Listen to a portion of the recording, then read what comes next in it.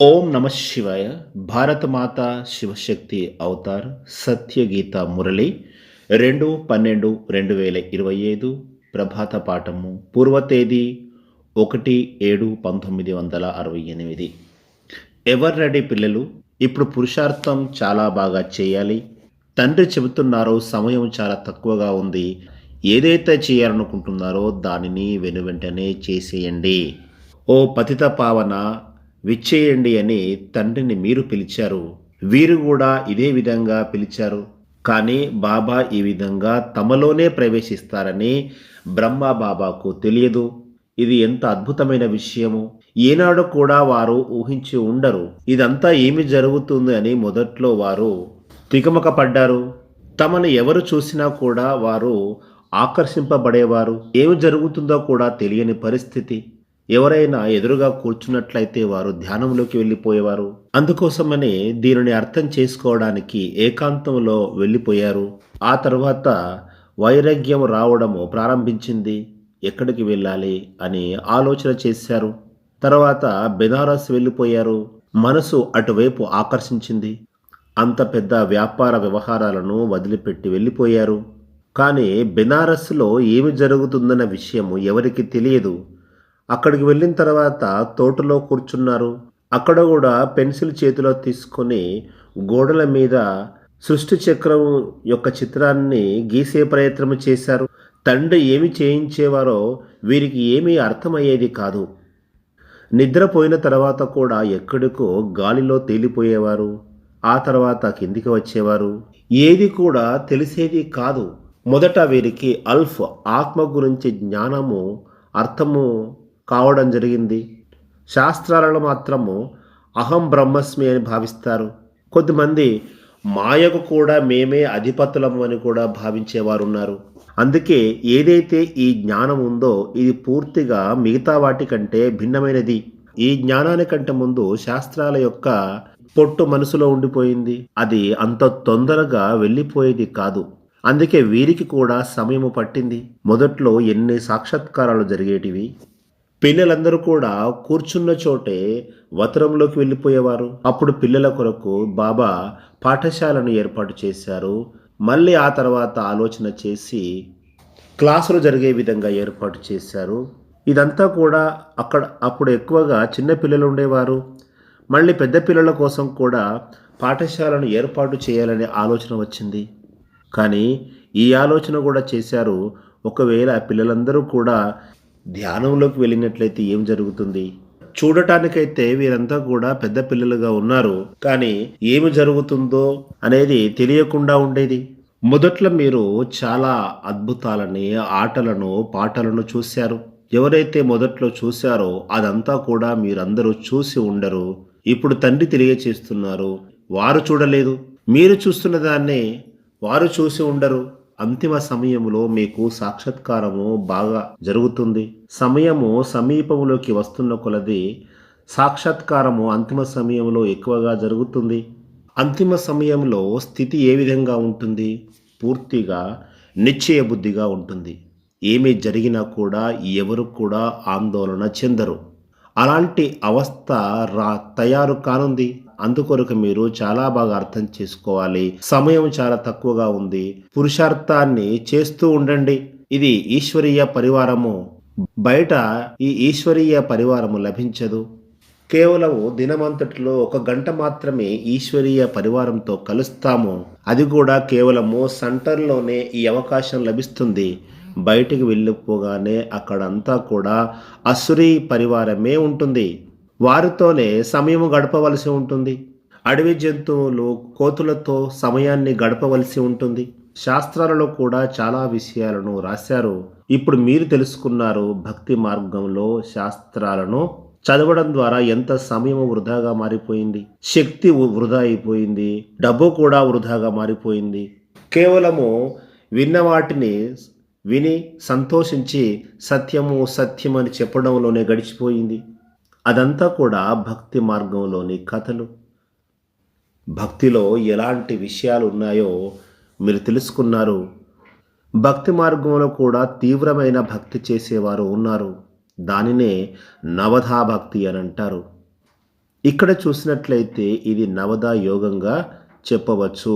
దీని ద్వారానే పాపాలు తగ్గిపోతూ ఉంటాయి. ఈ జ్ఞానము చాలా సహజమైనది. పిల్లలకు తండ్రి తెలియచేస్తున్నారు. ఇప్పుడు ఎలాంటి వికర్మలు చేయరాదు. యోగ బలం ద్వారానే రావణ రాజ్యము సమాప్తము యోగ బలం ద్వారానే రావణ రాజ్యము సమాప్తం అవుతూ ఉంటుంది. డ్రామా అనుసారంగా ఈ రావణ రాజ్యము పూర్తి కానుంది. సత్యయుగములో రావణుడు ఉండరు. సూర్యవంశీ రాజధాని నడుస్తూ ఉంటుంది. మా తదనంతరము చంద్రవంశీ రాజులు వస్తారని కూడా వారికి తెలియదు. వారు దేనిని కూడా అర్థం చేసుకోలేరు. ఇక్కడ చూసినట్లయితే ఇక్కడ దుఃఖము చాలా ఉంది. దానిని సుఖం యొక్క ప్రపంచం అంటారు. దానికి దీనికి ఉన్న తేడాను మీరు అర్థం చేసుకున్నారు. ఇందులో కంగారు పడవలసిన అవసరం ఏమీ లేదు. ఎవరైతే స్వర్గంలోకి వెళ్ళని వాళ్ళు ఉంటారో వారికి మాత్రమే సంశయం కలుగుతుంది. ఆలోచించినట్లయితే ఇందులో వారి దోషం కూడా ఏమీ లేదు. కాబట్టి దేనిని చూసినప్పటికీ, దేనిని తెలుసుకున్నప్పటికీ ఎక్కువగా ఆలోచించరాదు. అందువల్ల దేనిని చూసినప్పటికీ మీరు మీ స్థితి పాడవకుండా చూసుకోవాలి. వారికి వివేకము లేకపోవడం వల్లనే అలా ఆలోచిస్తారు. ప్రధానమంత్రి అయినప్పటికీ కూడా ఈ ప్రపంచం యొక్క చరిత్ర, భూగోళం గురించి ఏమీ తెలియదు. ఈ చక్రం గురించి వాళ్ళకి ఎలాంటి జ్ఞానము లేదు. పిల్లలైన మీకు ఎంతో జ్ఞానము లభించింది. మేము 84 జన్మల చక్రాన్ని పూర్తి చేశాము అన్న విషయము పిల్లల బుద్ధిలో ఉంది. ఎవరైనా తక్కువ జన్మలు తీసుకొని ఉంటే వారు తక్కువగా గుర్తు చేస్తారు. ఈ సృష్టి చక్రంలో తక్కువ కాలము ఉండేవారు తక్కువగానే గుర్తు చేస్తారు. ఎందుకంటే వారు వెనకాల వచ్చేవారు. అందుకే ఎవరికి అర్థము చేయించలేరు. వారు వెనకాలే వస్తారు. త్రేతా తర్వాత కూడా వచ్చేవారు ఉంటారు. పిల్లలైన మీకు అనంతమైన తండ్రి ద్వారా జ్ఞానము లభిస్తోంది. మీరిప్పుడు బీజము, వృక్షము గురించి తెలుసుకున్నారు. స్వదర్శన చక్రము మీ బుద్ధిలో తిరుగుతూ ఉంటుంది. దీని ద్వారానే మీ యొక్క పాపాలు హరించబడతాయి. స్వదర్శన చక్రమును ఎంతగా తిప్పినట్లయితే అంతగా పాపాలు తొలగిపోతూ ఉంటాయి. కానీ స్వదర్శన చక్రాన్ని శ్రీకృష్ణుడు ధరించినట్లుగా, ఇతరుల తలలో తెంచినట్లుగా చెప్పడం జరిగింది. అలాంటి విషయం ఏమీ లేదు. కృష్ణుని ఆత్మ అనేక జన్మల తర్వాత అంతిమ జన్మలో స్వదర్శన చక్రధారిగా అయ్యారు. అప్పుడే పాపాలు తొలగిపోతున్నాయి.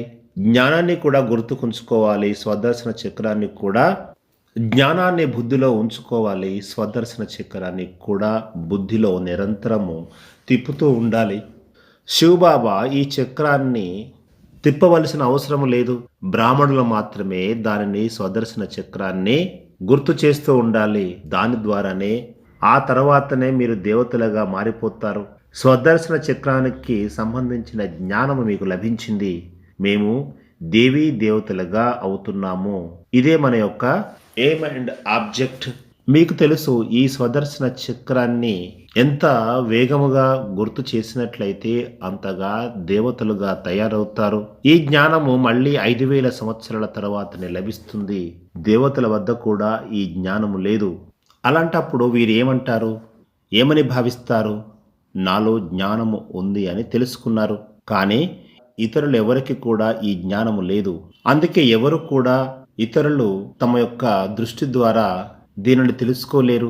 ఎవరైతే అర్థం చేసుకునే పిల్లలు ఉన్నారో వారు మాత్రమే వెంటనే అర్థం చేసుకుంటారు. వారికి ఏదైనా సంశయం ఉన్నప్పుడు కూడా వెంటనే తొలగిపోతుంది. రిఫ్రెష్గా అయిపోతారు. అనుమానాల నుంచి తండ్రి వారిని బయటకు తీసివేస్తారు.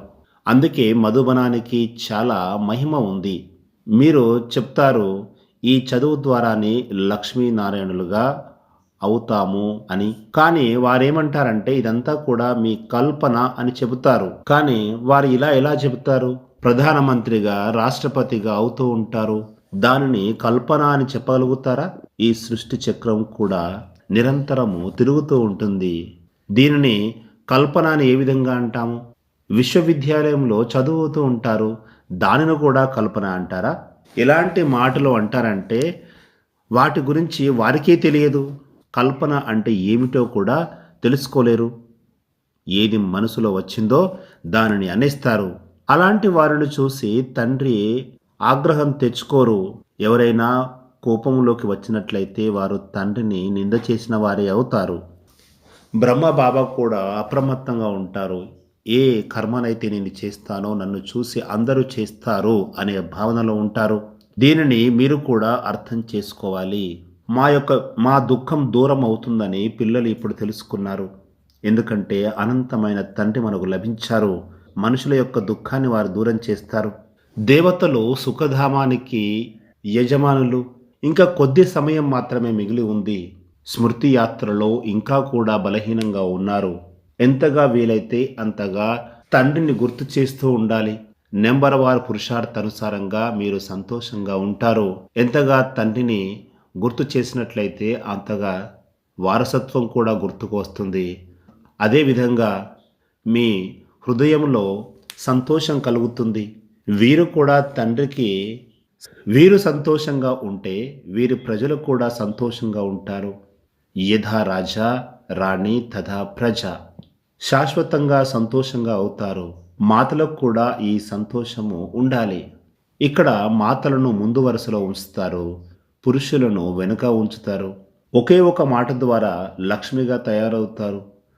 అదేవిధంగా ఒక మాటతోనే నారాయణుడుగా తయారవుతారు. మాతలకు చాలా గౌరవం లభిస్తుంది. మొదట లక్ష్మి, ఆ తర్వాతే నారాయణుడు. మీరంతా కూడా అతి ప్రాచీనమైన ప్రేయసిలు. నేను మాత్రమే మీకు ప్రియుడను. తండ్రి నుండి వారసత్వం పొందడానికి మీరు గుర్తు చేస్తారు. మీకు తెలుసు, ప్రతి 5,000 సంవత్సరాల తర్వాత తండ్రి వస్తారు. మనలను విశ్వానికి అధిపతులుగా తయారు చేస్తారు. ఈ చక్రము నిరంతరము భ్రమణము చేస్తూనే ఉంటుంది. ఏ పాత్రలైతే కొనసాగాల్సి ఉందో అవి కొనసాగుతూనే ఉంటాయి. ఇదంతా కూడా అర్థం చేసుకోవాల్సిన విషయాలు. మనకు ఎంతటి విశాలమైన పాత్ర లభించింది. దీనినే విధి లిఖితం అని చెప్తారు. దీనిని ఎవరు కూడా అర్థం చేసుకోలేరు. పిల్లలు, మీ యొక్క మనోకామనలు అన్నీ కూడా పూర్తవుతాయి. మీరు పవిత్రమైన ఆత్మలుగా అవుతారు. తండ్రి ఆత్మలను తృప్తిపరుస్తారు. అలాంటప్పుడు మీకు సంతోషము కలగాలి కదా. తమో ప్రధానం నుంచి సతో ప్రధానంగా అవ్వాల్సిందే. ఇప్పుడు చూసినట్లయితే ప్రస్తుతము తమో ప్రధానం నుంచి తమో స్థితికి చేరుకున్నాము. తమో ప్రధానం అయితే సమాప్తం అయిపోయింది. ఎప్పుడైతే బ్రాహ్మణులుగా అయ్యామో అప్పటి నుంచి తమో, రజో, సతో వైపు ప్రయాణము చేస్తూ ఉంటాము. సతో ప్రధానం వైపు మనము చేరుకోవాలి.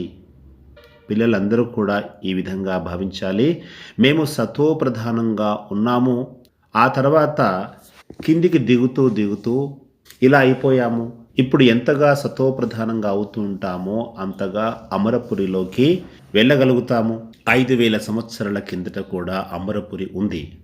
అలాంటప్పుడు అందరూ కూడా ఇప్పుడు పురుషార్థం చేయాలి. మధ్యలో మనకు మాయతో యుద్ధం జరుగుతుంది. పిల్లలు ఎల్లప్పుడూ కూడా సంతోషంగా ఉండాలి. తండ్రిని చూసి మీరు పులకించిపోవాలి. మాతలు కూడా చాలా చాలా సంతోషంగా ఉండాలి. ఒకవేళ ఏమి చదువున్నట్లయితే చాలా మంచిది. మీ దగ్గర పనికిరానివి లేకపోతే మంచిదే కదా. వీరు కూడా అర్థం చేసుకున్నారు, నేను ఆత్మను అని భావిస్తారు. మన యొక్క తండ్రి పరమాత్మ. ఇది చాలా సహజమైన జ్ఞానము. కేవలము తండ్రిని గుర్తు చేస్తూ ఉండండి. ఒకసారి చక్రం గురించి అర్థం చేసుకున్న తర్వాత మీరు విదేశాల్లోకి వెళ్ళినా ఎలాంటి ఇబ్బంది లేదు. మీరు స్మృతి యాత్ర ద్వారా విశ్వాన్ని పవిత్రంగా తయారు చేస్తున్నారు. ఈ భోజనము పెద్ద విషయమేమీ కాదు. తండ్రి మిమ్మల్ని అడుగుతున్నారు. ఇందులో మీరు ఇన్సల్ట్గా ఫీల్ కావాల్సిన విషయమేమీ లేదు. మీరు ఇన్సల్ట్గా ఫీల్ అయ్యే పనిని ఎప్పుడు కూడా చేయరాదు. దీనిని తండ్రి పూర్తిగా అర్థం చేయిస్తున్నారు. దాదా ఇక్కడ అర్థం చేయించడం లేదు. వీరు కూడా తెలుసుకుంటున్నారు. వీరికి కూడా తండ్రి మాత్రమే అర్థం చేయిస్తున్నారు. అప్పుడే వీరు తెలుసుకుంటున్నారు, వీరి యొక్క అనేక జన్మల అంతిమ జన్మలో నేను ప్రవేశిస్తాను. ఎందుకంటే తండ్రికి రథము అవసరం ఉంటుంది. తండ్రిని గుర్తు చేసిన తర్వాతనే, శివ్ బాబాను జ్ఞాపకం చేసుకున్న తర్వాతనే కలవాలి, ఆలింగనము చేసుకోవాలి. మున్ముందు ఈ పద్ధతి సమాప్తమైపోతుంది. ఎందుకంటే చాలామంది పిల్లలు వస్తారు. ముందు ముందు ఏం జరుగుతుందో కూడా చూడాలి. దేవతలు తయారు కావలసి ఉన్నప్పుడు దేవతల మహిమ కూడా జరుగుతుంది. ఈ సమయంలో మీ మహిమ తండ్రి సమానంగా జరుగుతుంది. ఆ తర్వాత మీరు మీ రాజధానిలోకి వెళ్ళిపోతారు. అక్కడి మహిమ పూర్తిగా భిన్నమైంది. తండ్రి మనలను సంపూర్ణ నిర్వికారులుగా, సర్వగుణ సంపన్నులుగా, పవిత్రంగా తయారు చేస్తున్నారు. అందుకే పిల్లలు దైవీ గుణాలను ధారణ చేయాలి. ఎంతగా పురుషార్థము చేసినట్లయితే అంతగా ఉన్నతమైన పదవి లభిస్తుంది. 21 జన్మల కొరకు అనంతమైన రాజ్య భాగ్యము లభిస్తుంది. ఎన్నోసార్లు మీరు దేవీ దేవత ధర్మంలోకి వెళ్ళారు. మళ్ళీ ఇప్పుడు దేవత ధర్మంలోకి వెళ్తున్నారు. పురుషార్థము చేపిస్తూ ఉంటారు. తండ్రిని మాత్రము గుర్తు చేస్తూ ఉండండి. ఇప్పుడు తిరిగి మీరు దేవతలుగా అవుతున్నారు. అకాల మూర్తి అయిన ఆత్మకు ఈ శరీరము ఆసనము లాంటిది. సిక్కులు దీనిని అకాల మూర్తిగా పేరు పెట్టేశారు. కానీ వారికి కూడా దీని యొక్క గుహ్యమైన రహస్యము తెలియదు. అకాల్ అనగా మృత్యువు దానిని కబలించలేదు అని అర్థము. ఆత్మకు శరీరము ఆసనము లాంటిది. పిల్లలు ఇప్పుడు పూర్తిగా పురుషార్థము చేయాలి. తండ్రి చెబుతున్నారు, సమయము చాలా తక్కువగా ఉంది. ఈ శరీరం మీద ఎలాంటి నమ్మకం లేదు. నడుస్తూ తిరుగుతూ ఉండేవారు కూడా వెళ్ళిపోతారు.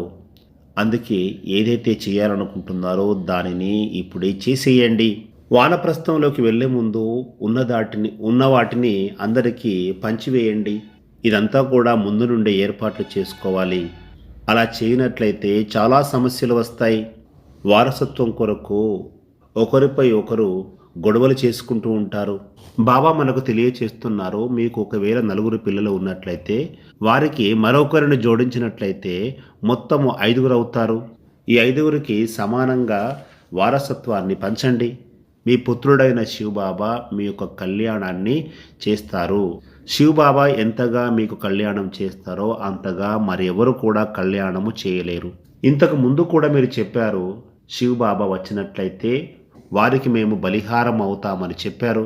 అప్పుడు చేసిన వాగ్దానం ఎక్కడికి వెళ్ళిపోయింది? శరీరాన్ని వదిలిపెట్టిన తర్వాత ఏమీ చేయలేరు. తండ్రి ఎంత మంచిగా అర్థం చేస్తున్నారు. అర్థం చేసుకునే ప్రయత్నం చేయండి. మాయలో మీరు చిక్కుకోకండి. ఇప్పుడు అందరిది కూడా వానప్రస్థ అవస్థ. అందుకే మీ పిల్లలకు లెక్కలు తెలియచేయండి. మీరు ట్రస్టీలుగా ఉండండి. పిల్లలు ఎవరైనా మాకు ఆస్తి కావాలని అడిగితే వారికి లెక్క ప్రకారం ఇవ్వండి. మీరు తండ్రి యొక్క శ్రీమతం మీద నడవాలి. వీరి శ్రీమతం ద్వారానే ఖర్చులు చేయాలి. ఏ విషయంలో కూడా బాబా చేయకూడదని చెప్పరు. పిల్లల వివాహాలు కూడా చేయవచ్చు. మీ యొక్క శక్తి అనుసారంగా అన్ని పనులను చేయవచ్చు. కానీ పాపముకు సంబంధించిన పనులు మాత్రము చేయకూడదు. పాపాత్మలు ఎప్పుడు కూడా పాపపు పనులే చేస్తూ ఉంటారు. గాంధర్వ వివాహం చేసుకున్నా కూడా మనసు వెనుకాలనే పరిగెత్తుతుంది. అలాంటప్పుడు ఎందుకు అలా చేసుకోవాలి? అంతిమ సమయంలో తండ్రి తప్ప ఎవరు కూడా మీకు గుర్తుకు రాకూడదు. అప్పుడు మాత్రమే మీకు స్కాలర్షిప్ లభిస్తుంది. విశ్వానికి అధిపతులుగా అవుతారు. దీనిని తండ్రి తప్ప మరెవరు ఇవ్వలేరు. పూర్తి ఆకాశము, భూమి అంతటికి మీరు అధిపతులుగా అవుతారు. నేను మీకు విశ్వమంతటికి అధిపతులుగా తయారు చేస్తాను అని శివబాబా చెబుతున్నారు. అలాంటి తండ్రిని గుర్తుకు చేసుకొని ఎంతగా సంతోషించాలి. నేను కూడా ఒక మ్యూజియాన్ని ఏర్పాటు చేసి అందరి కళ్యాణము చేస్తానని ఆలోచన చేయాలి. చాలామంది ప్రజలుగా తయారవుతారు. తద్వారా మీకు కూడా పుణ్యము లభిస్తుంది. ఉన్నతమైన పదవిలోకి వెళ్ళిపోతారు. అక్కడ కూడా 3వ 4వ రాజులు అవుతారు కదా. ప్రజలు కూడా తయారవుతారు. మీ ప్రజలు తయారవుతారు. ఇతరుల ప్రజలు కూడా తయారవుతారు. తండ్రి ఎన్నెన్నో విషయాలను అర్థం చేయిస్తారు. ఇదంతా కూడా ఒక సెకను కాలానికి సంబంధించిన విషయము. ఒకే సెకను కాలంలో విశ్వానికి అధిపతులుగా ఎలా అవ్వవచ్చో ఇక్కడికి వచ్చి తెలుసుకోండి అని మీరు తెలియచేయండి. అందరికీ ఇలాంటి ఉద్విగ్నత కలగాలి. అవసరమైతే బోర్డును కూడా ఏర్పాటు చేయండి. ఇక్కడ నష్టము అనే మాట ఏది లేదు. మీరు తండ్రి యొక్క పరిచయాన్ని ఇస్తారు. తండ్రిని గుర్తు చేసినట్లయితే పాపాలు తొలగిపోతాయి. మీరు దేవతలుగా అవుతారు. తండ్రి ఎంత బాగా అర్థం చేయిస్తున్నారు. మ్యూజియంలో కూడా మీరు అందరికీ అర్థం చేయించవచ్చు. దేవతల గురించి ప్రశ్నలు వేయవచ్చు. వీరు పావనమైన దేవతలు, మీరు పతితంగా ఉన్నారు. అలాంటప్పుడు మీకు సిగ్గు కలగాలి కదా. 84 జన్మలు తీసుకున్న తర్వాత ఈ దుస్థితి వచ్చింది. మీరు దేవతల యొక్క పూజారులు. అలాంటప్పుడు మీరు వారి కులానికి చెందిన వారై ఉంటారు కదా. ఎవరికైనా అర్థం చేయించేటప్పుడు చాలా తెలివిగా మాట్లాడాలి. ఈ లక్ష్మీనారాయణులు కూడా మనుషుల నుంచి దేవతలుగా అయ్యారు. మీరు కూడా మనుషులే, మళ్ళీ దేవతలుగా అవుతారు. కానీ అసురులుగా ఎందుకు తయారవుతున్నారు అని వారిని ప్రశ్నించండి. దానికి వారు ఏం సమాధానం చెప్తారు? అవును, మాలో వికారాలు ఉన్నాయి, కామములో మునిగిపోయామని చెబుతారు. వీరిని చూడండి, వీరు ఎవరు? మీరంతా కూడా దేవతా కులానికి చెందినవారు. అందుకే వారిని మీరు పూజిస్తున్నారు. ఇప్పుడు వారి వలె మీరు కూడా తయారు కావాలి. తండ్రి చెబుతున్నారు, ఎవరైతే శివుడిని పూజిస్తారో వారి వద్దకు వెళ్ళి తెలియచేయండి. వారంతా కూడా దేవాలయాల్లో లభిస్తారు. గంగా నది తీరంలో కూడా మీరు అర్థం చేయించవచ్చు. ఆత్మలు ఇప్పుడు శుద్ధంగా తయారు కావాలి. అది తండ్రిని గుర్తు చేసినప్పుడే శుద్ధంగా అవుతారు. తండ్రి శ్రీమతాన్ని ఇస్తున్నారు, మీరు గంగా సమానంగా అవుతారు. తండ్రి శ్రీమతాన్ని ఇస్తున్నారు, మీరు ఇప్పుడు గంగా స్నానాన్ని ఆచరించండి. కానీ అంతేకాకుండా ఆటవిక పనులను వదిలిపెట్టండి. మీరు యోగయుక్తంగా ఉండి అర్థం చేయించినట్లయితే విన్నవారు కూడా నిలబడగలుగుతారు. ఓం. మంచిది పిల్లలు. గుడ్ మార్నింగ్ మరియు నమస్తే. వరదానము. హిమ్మత్వాన్ భవ. ధైర్యము బ్రాహ్మణ జీవితానికి, మరుజీవ జీవితానికి శ్వాస లాంటిది. తండ్రి ద్వారా మనకు మార్గం లభిస్తుంది. అదే మనకు ధైర్యం. అడిగితేనే సహాయం చేసే తండ్రి వీరు కాదు. ఏమైనా జరిగినివ్వండి, ఎలాంటి పరిస్థితి వచ్చినా కూడా మీ యొక్క ధైర్యాన్ని వదలకండి. ఓం నమః శివాయ.